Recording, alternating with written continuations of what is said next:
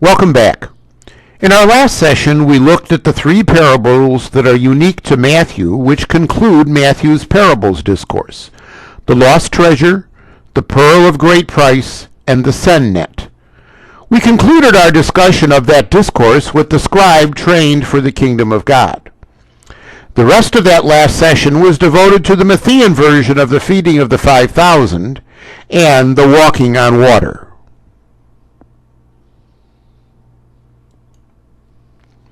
In our current session, we'll look at Jesus' encounter with the Canaanite woman. This will be followed by an examination of Peter's confession, along with the Matthean insertion.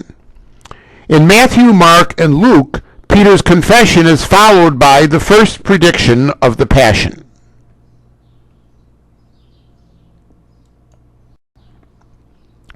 The encounter of Jesus with the Canaanite, or Syrophoenician woman, has drawn much comment from interpreters of the Gospel of Matthew.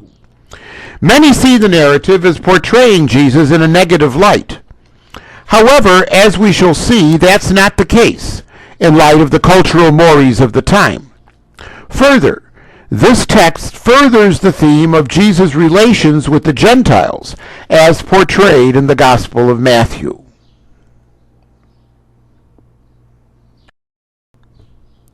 Following the narrative of the walking on water, Jesus encounters a group of Pharisees and scribes from Jerusalem, who are concerned that Jesus and his disciples are transgressing the tradition of the elders.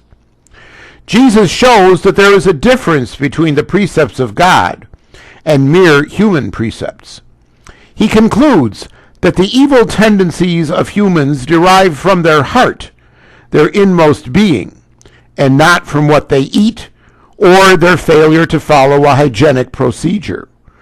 This encounter leads into the encounter of Jesus with the Canaanite or Syrophoenician woman.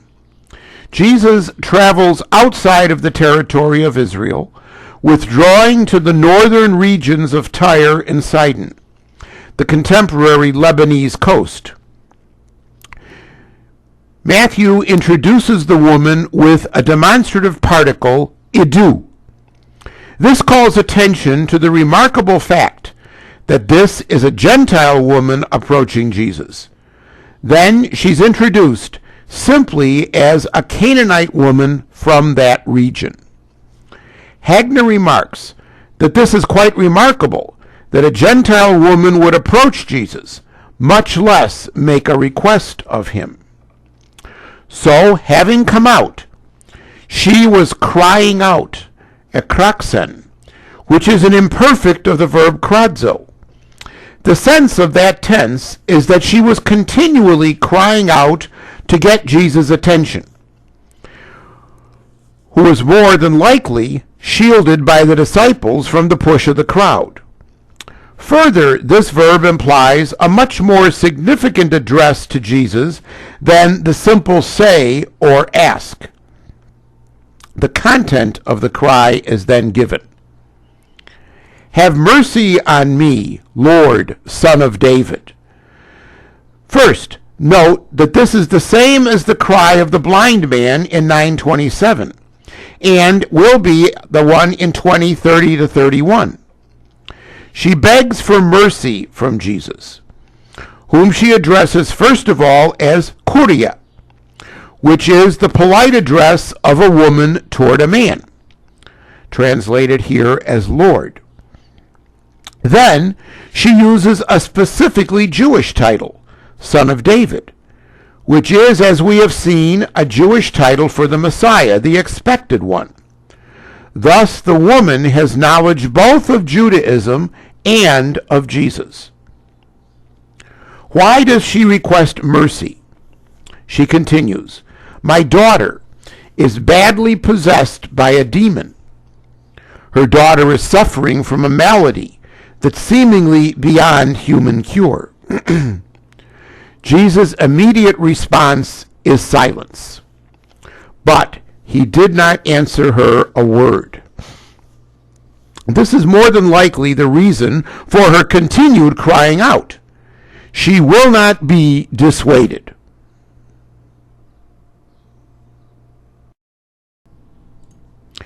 We have here a map of Jesus' later ministry in the north, that is Galilee. You'll notice that the region of Galilee is an orangish color. To the west and north is an area known as Phoenicia. Toward the top of the map, along the Mediterranean shore, is the city of Tyre. This map portrays the same region, only Galilee is now yellow and the area known as Phoenicia is orange and labeled Syria. Phoenicia was an older name for the region. During the time of Christ, it was a part of the Roman province of Syria. Both towns, Tyre and Sidon, appear on this map. This gives an estimate of how far north Jesus has traveled in his ministry. This final map is an overlay on the previous of the contemporary boundaries of the region. The first century names of the regions are given in black, and the 21st century names are in red. Thus, you can see that the cities of Tyre and Sidon are currently in modern-day Lebanon. The territory of Syria, thus, has been reduced.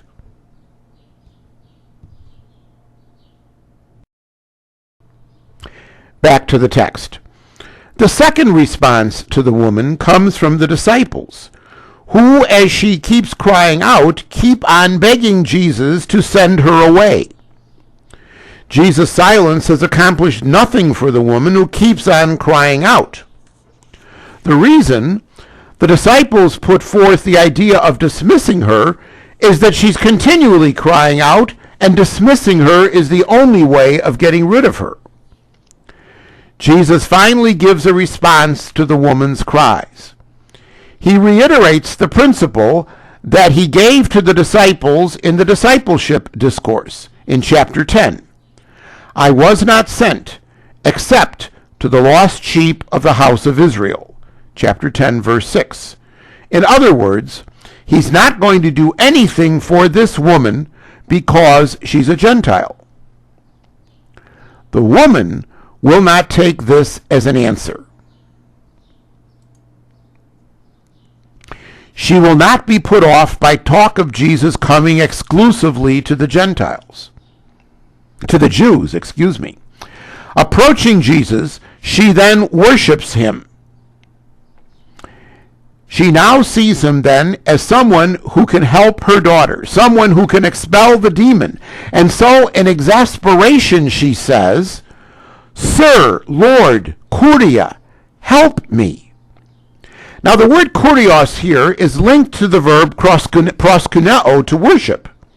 And it seems to imply that she sees something more than a mere human being here. As I said above, kurios is the polite address of a woman to a man. But it's also the translation in Greek of the name of God. She seems here convinced that Jesus is more than a man. He's divine, and as such can help her, hence her plea.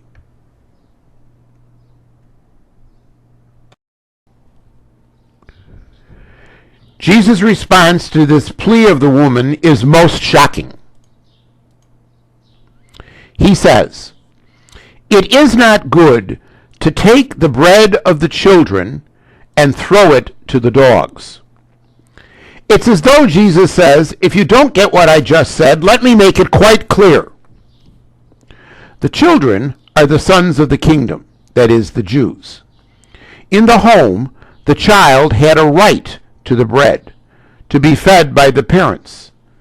Now some would say that the harshness of this statement is lightened by the word for dog. The normal word for dog is kune, which is a wild sheepdog who runs outdoors. The word used here is kunarion, which is a little dog, a house pet, but the message is still the same. The woman, however, is still not put off. Without skipping a beat, she takes Jesus' metaphor and throws it right back at him. True, Lord, she says, but even the dogs eat from the crumbs falling from the tables of their masters. This shows that the woman acknowledges the right of the children, the Jews, to Jesus' action. but she also knows that the overflow of the abundant eschatological blessing of God would be made available to righteous Gentiles. She's not asking for the whole meal. All she wants is a crumb that might fall from the table. Clearly, there's nothing that will stop this woman from getting what she wants from Jesus. Jesus' final response, answering the woman, he says, "O woman," addressing her directly. "Great is your faith." She has what has been the necessary prerequisite for Jesus' saving or healing action thus far in the gospel. Here, she's paralleled with the faith of the centurion in chapter 8 and contrasted to the lack of faith manifested by Peter in the walking on the water, which we saw last time.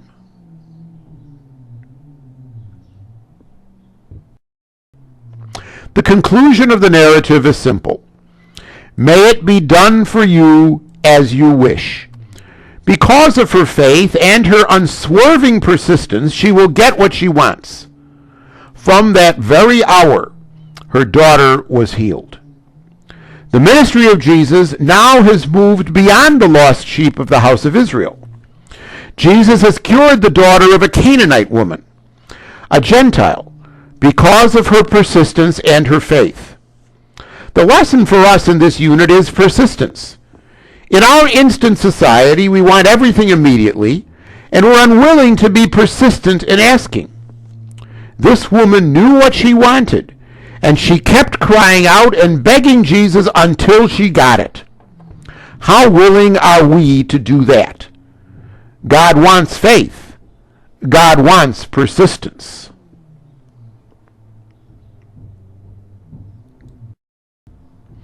Following this encounter, Jesus returns to the region of Galilee where he cures many people and feeds 4,000. As if this was not enough, the Pharisees request a sign from heaven to be performed by him. Then Jesus warns him about the leaven of the Pharisees and the Sadducees, that is, the developing plan to destroy him, which was coming from those two groups. This leads to the question of Jesus concerning his identity and the great confession of Peter.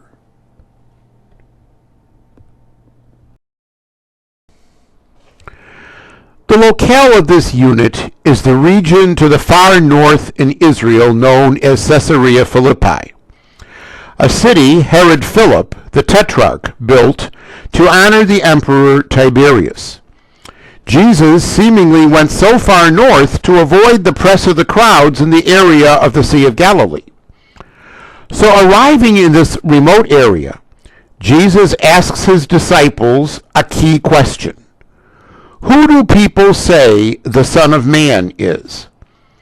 The use of the title Son of Man is telling.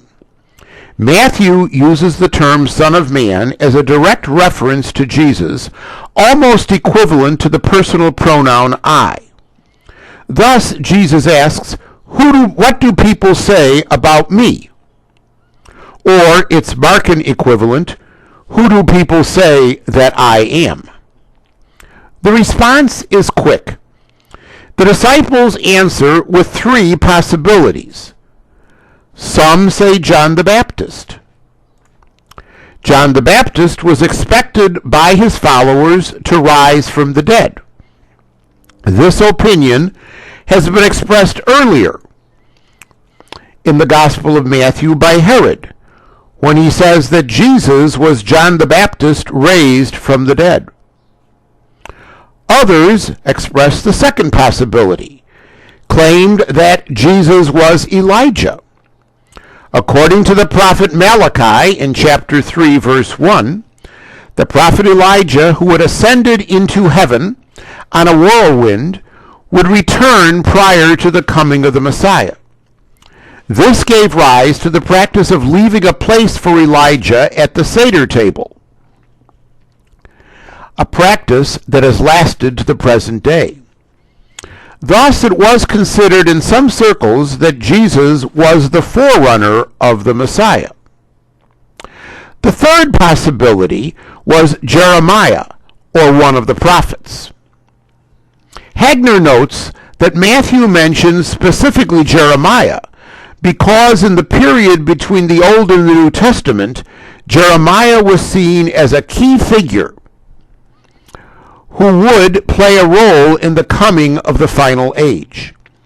The life of Jeremiah parallels the life of Jesus in many respects, and so Matthew sees Jeremiah as a figure of Jesus, especially in the suffering that Jeremiah underwent. This opinion is expanded by the addition of the phrase, or one of the prophets. This recalls the text of Deuteronomy 18:15, which speaks of a prophet like Moses, whom God will raise up at the end of time and put his words into his mouth.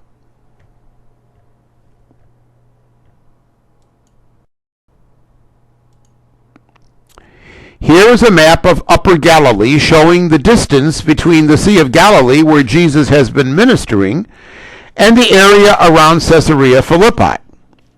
Again, you can see the region is in the foothills of Mount Hermon. In fact, when one goes to modern Banyas, Caesarea Philippi, one can see snow-capped Mount Hermon clearly. Again, let's look at this region with a map with contemporary boundaries. You can see that Caesarea Philippi is located in the extreme northern section of the area known as the Golan Heights, which is a disputed area between Israel and Syria. Strategically located, this area controls the water flowing into the Sea of Galilee, and thence the Dead Sea. Hence, control of the Golan means control of the water for all of Israel.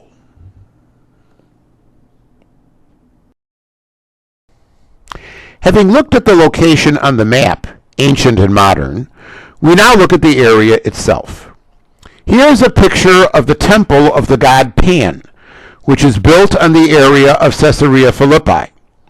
This area was known for the worship of that god and even got its name from it, Panium, or Panyas, which then became Banyas. This area is also the confluence of three tributaries which form the Jordan River. Here we see one of those tributaries. The water here is very active, being fed by springs. Hence there is quite a bit of movement.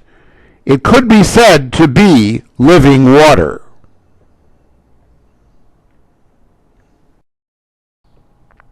Having received the people's estimations of him, Jesus now asked his disciples the same question.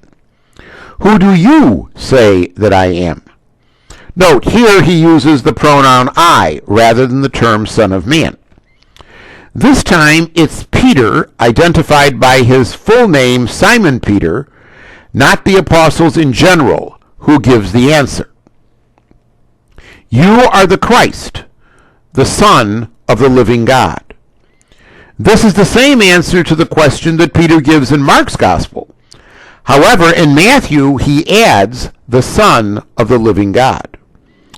Jesus is identified not as a forerunner, but rather as the bringer of the final days. Thus, Jesus is the expected one, the Christ, the Christos, the Messiah.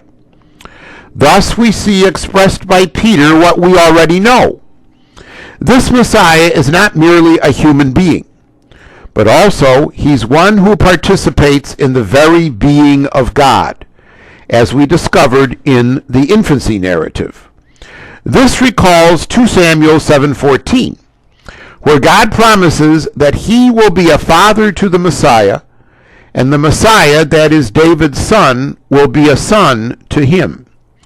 This is reaffirmed in Psalm 2, 6 through 8. The term living God in this context is thought-provoking. It, as Hagner points out, describes this God as the true God, the living God, opposed to the deities that were thought to dwell in the area of Panyas, that is, the god Pan, who is not at all alive. And as such, he is the living God and is the source of life.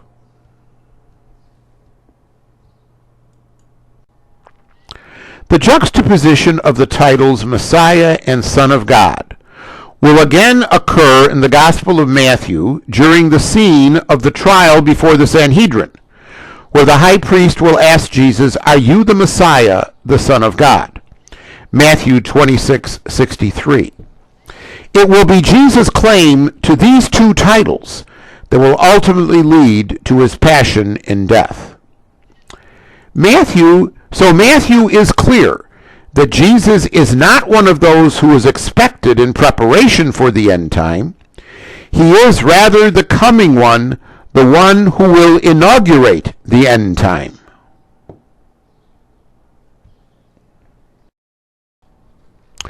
Once again, Matthew departs from the Markan text, which he has followed rather closely, inserting an addition. Again, it's an addition concerning Simon Peter, taking the form of a response of Jesus to Simon Peter's answer. Jesus then says to Peter, "Blessed are you, Simon, son of John," or Simon Bar-Jonah. Peter is declared to have achieved what the Beatitudes offer, noted by the word makarios, blessed. He's fortunate, happy, blessed. Simon is given his full name, Simon Bar, son of Jonah, Jonah or John. But based on the Gospel of John, where he's referred to as Simon, son of John, it's seemingly in John 1:42 and 21:15, it's generally thought that this is the meaning here. Peter is the only one of the disciples to receive such a blessing from Jesus. This is signified by the use of the singular of the verb to be, a. You are, you singular are. Then the reason for the beatitude is given. This insight was not revealed to Peter by flesh and blood, that is, human insight, but by, as Jesus says, my Father in heaven. That disjunction is made all the clearer by the use of the conjunction Allah in the Greek text. Matthew again uses his favorite formulation, my Father in heaven. This is also reminiscent of the statement of Jesus in chapter 11. No one knows the Son except the Father, and the Father has chosen to reveal the Son to Simon, son of John. Jesus continues with a statement that has caused much controversy. You are Peter, Petros, and upon this rock, epi taute te Petra, I will build my church, ecclesia. Simon is now addressed as Peter because he is the rock upon which Jesus the Messiah will build his community, the church. There's a clever wordplay at work here. The proper name for Peter, Petros, as you can see in the Greek in gray, and the Greek word for rock, Petra, as you can see in the next line in the Greek word for gray. Thus, Jesus declares Peter to be the rock upon which the church will be built. Now, some prefer to see Petros as meaning stone, and Petra meaning rock, interpreting Jesus saying as, you, my friend, are a mere stone, while my church will be built on this rock, that is Jesus himself. That interpretation derives from the Greek. However, the Aramaic uses the word kepha, meaning rock, in both instances, which would mean that Peter is the rock upon which the community or the church was built. So if Jesus is the Messiah, as Peter has declared, then his community would be the Messianic community.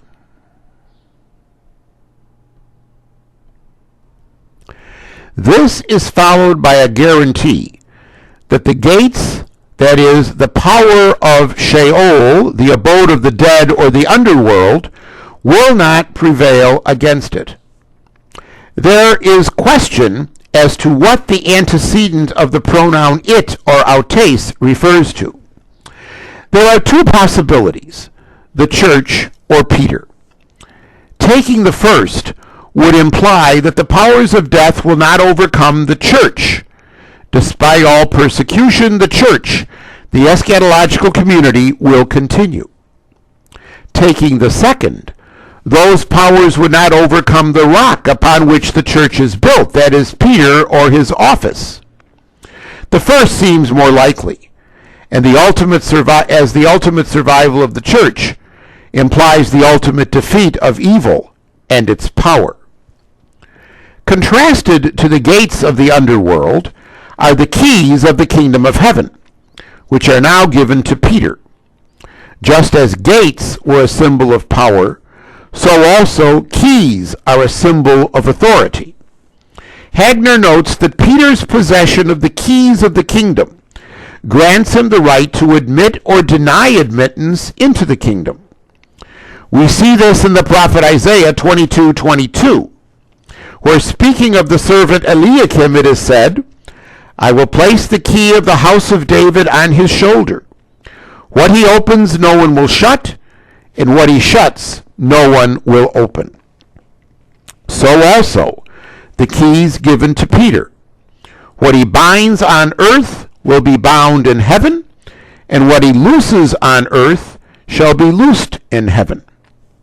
Binding and loosing are a rabbinic idiom for the consequences of wrong or right conduct. That is, what was permitted in the view of the rabbis and what was forbidden in the view of the rabbis by the Torah. Hence, it moves into the Christian world as forgiveness or withholding forgiveness of sins. This same power will be given to the whole community of the church in the church order discourse in chapter 18. This addition of Matthew to the Markan text establishes the position of the Petrine office, or the office which eventually in church history will come to be known as the Pope. Being the gospel of the church, Matthew would definitely want to establish that office. This also may explain the special place that Peter holds in all the Gospels, but especially in this Gospel, the Gospel of Matthew. So here Jesus establishes the church, the Messianic community gathered around him, and names Peter to be its leader, thus establishing the Petrine office. Here Peter becomes the first among the apostles.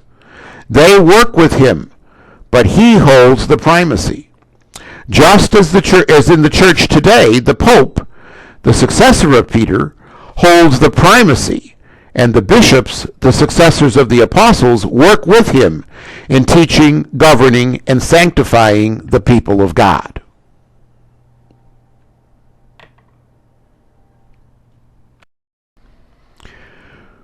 Returning now to the Markan text, Matthew narrates the command to the disciples not to reveal that he is the Messiah or the Christ.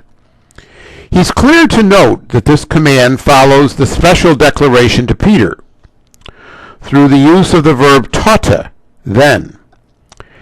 And this is not a mere request. The verb diastello with a negative implies a prohibition. The content or purpose of the prohibition is then stated. They are to tell no one the insight they have received. That is, Jesus is the Christ. In Greek, it's wonderful. Hoti autos estin ho Christos. We have a repetition of the confession of Peter here. Also, there is a sense of the Markan messianic secret. Jesus wants the disciples to remain quiet about his messianic identity, because the people would not understand it as Jesus and the disciples do. Jesus' messiahship is not what the general populace has in mind when it comes to the Messiah.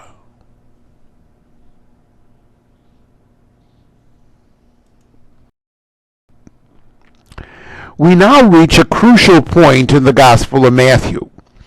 Up to this point, we've heard narratives of Jesus' teaching and the wondrous works that he was performing. in the regions of Galilee, especially around the Sea of Galilee. Now the focus shifts from teaching and curing in Galilee to Jerusalem and Jesus' suffering and ultimate death on the cross. Following Mark, 3 times in the next few chapters, Jesus will speak of his final days. Matthew 16:21-23, Matthew 17:22-23, and Matthew 20:17-19.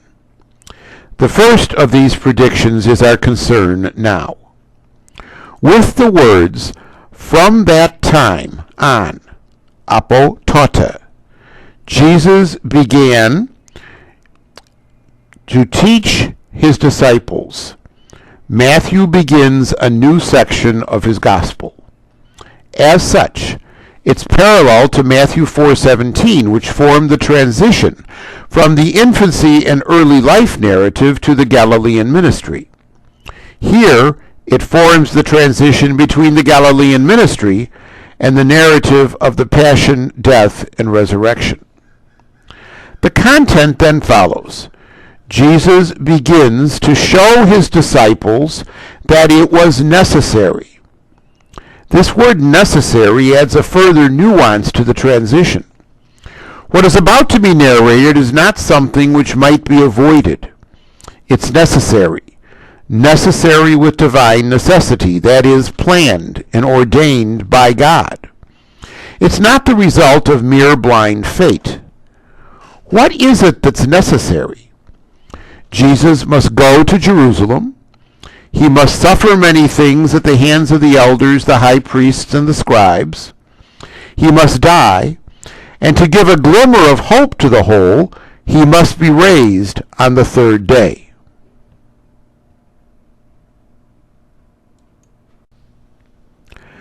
The reaction to this on the part of the disciples is quick.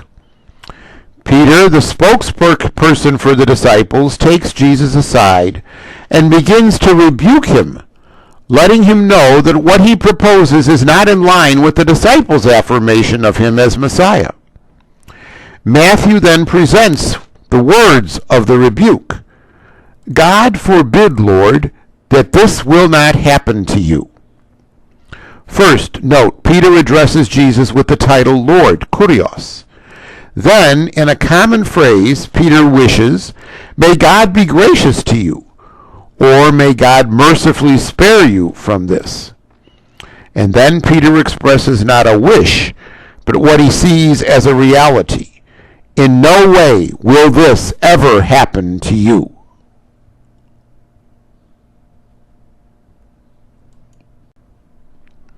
It's clear that Jesus' concept of Messiah and Peter's concept of Messiah are not the same. Peter may have seen and declared Jesus as Messiah, but he's not totally aware of the implications of that declaration. Peter's idea of Messiah and God's idea of Messiah are quite different.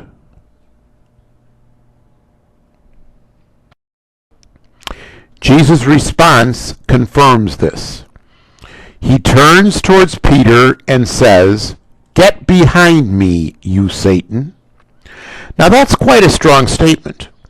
The address Satan implies that Peter is, in this course of action, doing what the tempter or Satan did at the very beginning of the gospel: dissuade Jesus from his mission. Further, the imperative hupaga, get away or go away or get out of my sight, is the same imperative that he gave Satan at the conclusion of the temptation narrative. There, we simply saw the imperative. Here, Jesus adds a prepositional phrase, opisomu, which adds to the meaning, get behind me. Now, some would see that the prepositional phrase emphasizes what is implied by the verb. However, there is a deeper sense. In 4:19, when Jesus called Peter and his brother Andrew, he said, with a different imperative, "Dute, opisomu, come after me," or come behind me. That prepositional phrase is actually a technical term for being a disciple. So Jesus here tells Peter to get back into the way of discipleship and leave the dissuading tendencies of Satan. Then he adds, "You are a stumbling block or a scandalon to me." The scandalon is actually the trigger of a trap on which the bait is placed, and which, when touched by the animal, springs and causes it to close, causing entrapment. So using this image, Jesus is telling Peter that he's trying to entrap him, lead him astray, as Satan had done earlier in the gospel, but failed. Then Jesus gives a reason for his assessment. You, Peter, are not considering the things of God, but rather the things of human beings. This response of Jesus must have seemed like a knife going through the heart of Peter. However, in a few verses, a radical shift has taken place. Peter, the rock, has now become the stumbling block, the scandalon to Jesus. Peter here is no different to us. When push comes to shove, we want to see things according to our ways, rather than being open to see what God wants of us.